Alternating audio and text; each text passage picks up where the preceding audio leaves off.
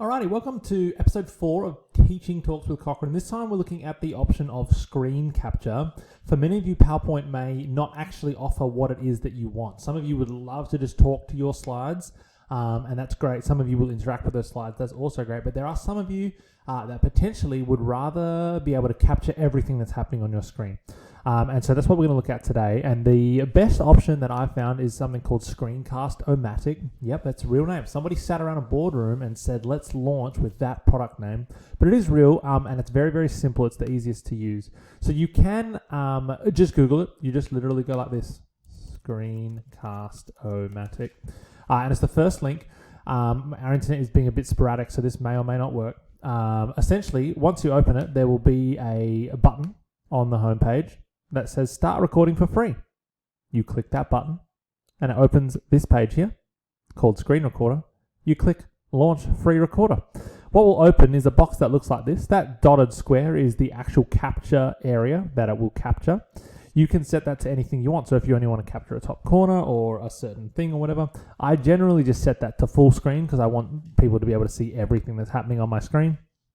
And if you set it to full screen, it will capture everything that's happening in front of you.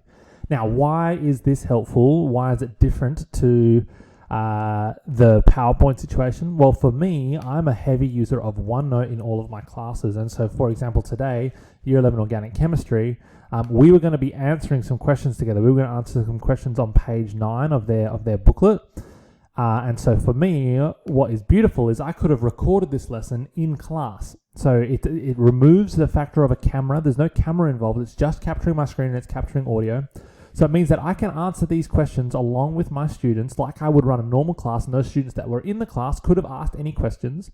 And those questions would have been recorded in the audio, and it would allow me total freedom to teach this exactly how I'd normally teach a class, but it's capturing everything that's happening on my screen. So if we think about a different class, potentially where there might be a video that we need to watch or anything like that, all of that is being captured in the one thing.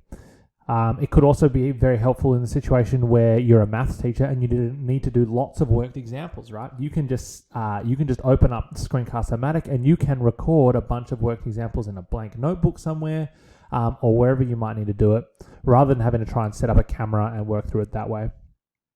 So this is why screen capture is really helpful. The last thing that screen capture obviously is really helpful is for showing students how to access the things that you've made. So let's say, for example, I want students to be able to access something from Teams. I can record a mini video of like, hey, this is what I'm looking for.